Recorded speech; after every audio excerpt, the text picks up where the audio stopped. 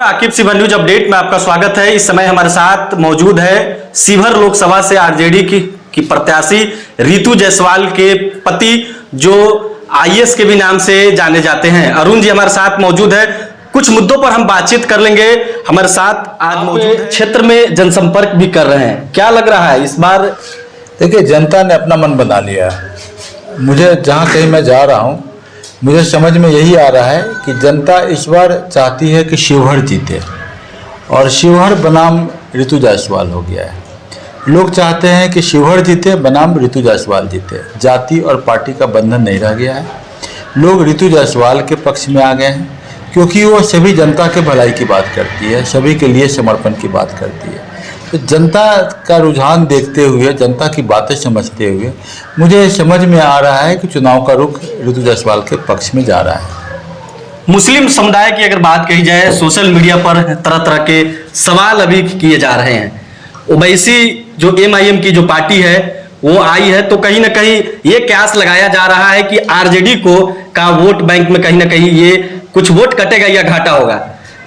देखिए, मैं बहुत ज़्यादा राजनीति के बारे में अनुभव नहीं रखता हूँ, लेकिन इतना मैं जानता हूँ कि जो हमारे जो मुस्लिम कौम है, जो मुसलमान हैं, वो आज के दिन में सबसे ज़्यादा समझदार मतदाता है, बहुत ज़्यादा समझदार है। और प्रजातंत्र में सबको आने का अधिकार है, और जनता के विवेक, जनता के बुद्धिमानी पर हमें छोड़ना चाहिए कि वो काफ़ी जहीन है, काफ़ी समझदार जनता है मुस्लिम जनता, और वो समझ लेगी कि उनके लिए जो भला होगा वो करेंगे।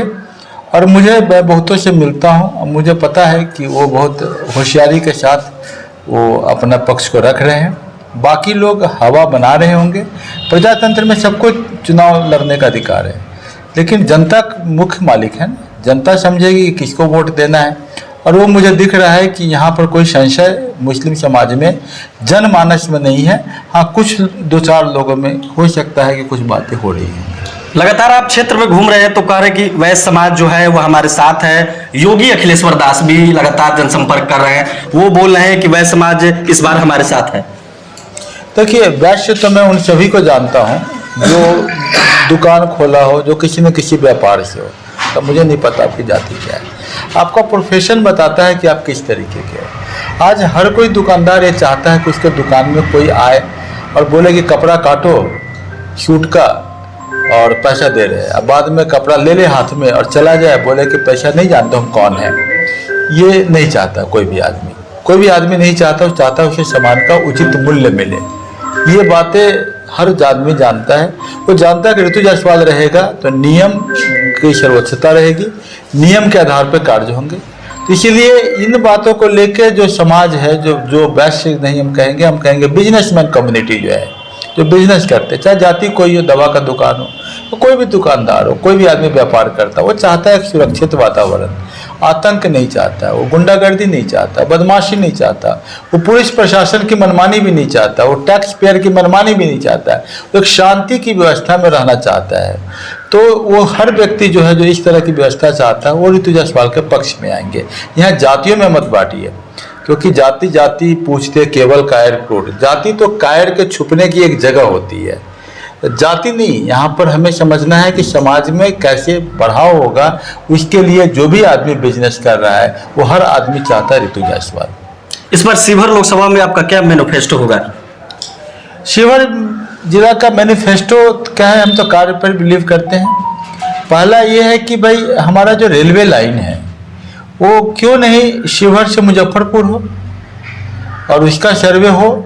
शिवहर, सीतामढ़ी, शिवहर, बापू धाम तो ठीक है, शिवहर से मुजफ्फरपुर नेशनल हाईवे NH 277 है, वो शहर के बीच से निकाला जा रहा है, उसको दक्षिण की ओर से निकाला जाना चाहिए। जो मुझे समझ में आया, नदियों का जो रिवर लिंकिंग प्रोजेक्ट है, उसका भूमि अधिग्रहण में लोगों का मुआवजा क्यों नहीं मिल रहा है।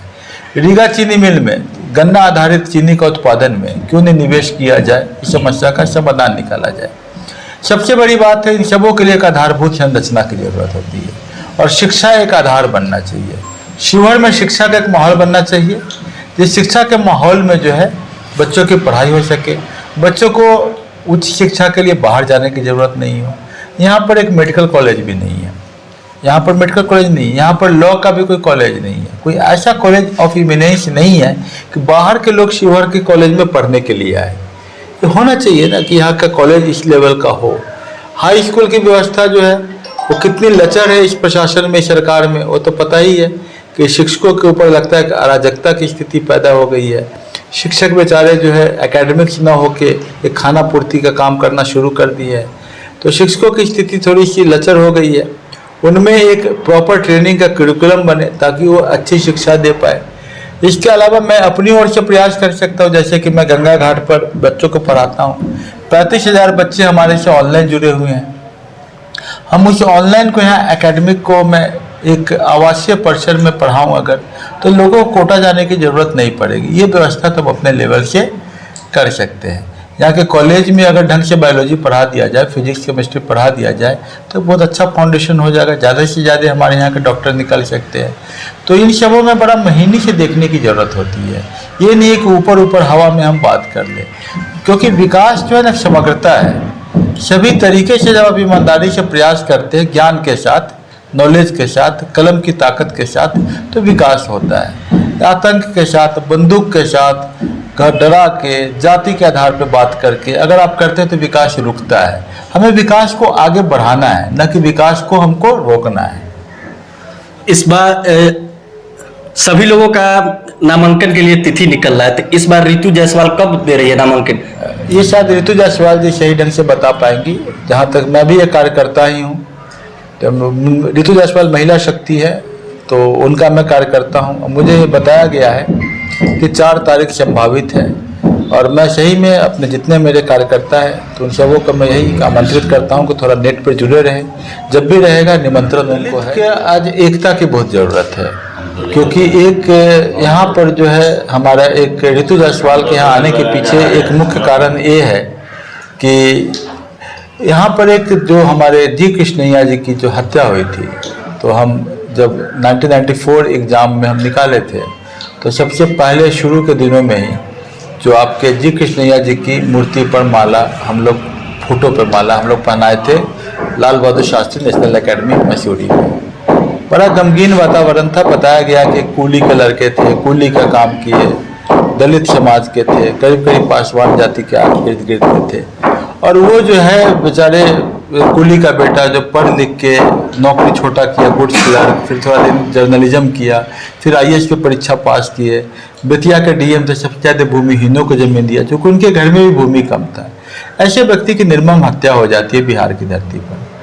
तो मैंने ही रितु जायसवाल को बोला कि हम लोग को चाहिए कि उसका एक प्रतिकार किया जाए, बातचीत किया जाए, क्योंकि हमें दलित न्याय के प्रति हमारी प्रतिबद्धता वैसे ही जाहिर होगी। तो हम इसके लिए जाएं, दलित में एक चेतना जगाएं। बोले कि एक दलित का बेटा को IAS बनना बड़ा मुश्किल होता है, खासकर 1985 में, और वो चिराग जब जला और बुझा दिया गया, तो क्यों नहीं फिर से उनमें एक चेतना लाई जाए, शिक्षा की बात की जाए, ताकि दलित समाज से बहुत सारे IAS बन सके। एक कृष्णैया मरा है, बहुत सारे कृष्णैया शिवहर में पैदा हो, जो कि बताएगा समाज को कि हाँ, ये शिवहर ने एक प्रतिकार दिया है, एक न्याय दिया है। रितु जायसवाल भी चुन के जाए। तो जेल मैनुअल में जब बदलाव हुआ, उसके बारे में संसद में सवाल उठे, ताकि एक दलित चेतना को एक जागृति मिले। तो इन सब काम के लिए हमारी प्रतिबद्धता है कि हम शिवहर में एक दलित चेतना, बाबा अंबेडकर के जो है विचारधारा, उसको यहाँ पर पोषित करें। बाबा अंबेडकर के विचारों को पोषित करने का मतलब होता है कि भारतीय संविधान में अपनी निष्ठा को जाहिर करना। तो इस कारण हम यहाँ आए हैं। सैद्धांतिक लड़ाई है, संविधान के बचाने की लड़ाई है, संविधान पर बात करने की लड़ाई है।